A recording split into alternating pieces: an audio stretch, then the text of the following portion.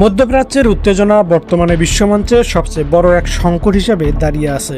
সেখানে ক্রমশ জোরালো হচ্ছে শক্তির সংঘাত, যা শুধু ওই অঞ্চলের নয়, গোটা বিশ্বে অস্থিরতা সৃষ্টি করেছে।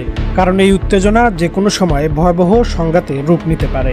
শান্তির স্বপ্ন যেন ঝাঁঝালো বৃষ্টির মতো ঝরে পড়ছে, আর বিশ্ববাসী দুশ্চিন্তায় দিন কাটাচ্ছে।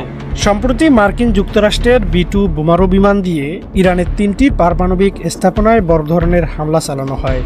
আর এই হামলার লক্ষ্য ছিল ফর্দো, নাতাঞ্জ ও ইস্পাহান পারমাণবিক কেন্দ্র। হামলার পর থেকেই ইরানের সর্বোচ্চ নেতারা প্রতিশোধ নেওয়ার হুমকি দিয়ে আসছিলেন। আর তারই ধারাবাহিকতায় ইরান এবার সরাসরি পাল্টা জবাব দিল।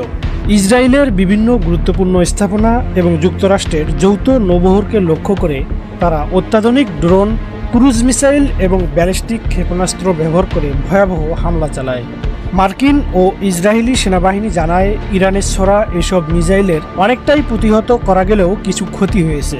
তবে ইরানের পক্ষ থেকে একে বলা হচ্ছে কৌশলগত প্রতিশোধ।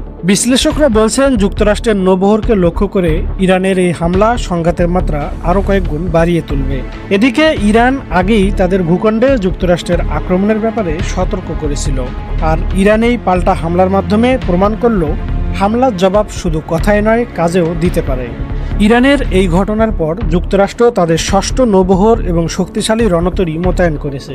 সাথে বিমান ও মিসাইল প্রতিরক্ষা ব্যবস্থাও আরও জোরদার করা হয়েছে। এমন উত্তেজনার মধ্যে জাতিসংঘ, ইউরোপীয় ইউনিয়ন ও অন্যান্য বিশ্বশক্তি উভয় পক্ষকে সংযম প্রদর্শনের আহ্বান জানাচ্ছে। বিশ্ববাসী এখন তাকিয়ে রয়েছে, এই উত্তেজনা শেষ কোথায় হবে আর কতটা এগোবে ইরান, ইসরায়েল ও যুক্তরাষ্ট্রের দ্বন্দ্ব। এই মুহূর্তে একটা ভুল সিদ্ধান্ত বদলে দিতে পারে গোটা বিশ্বের গতিপথ।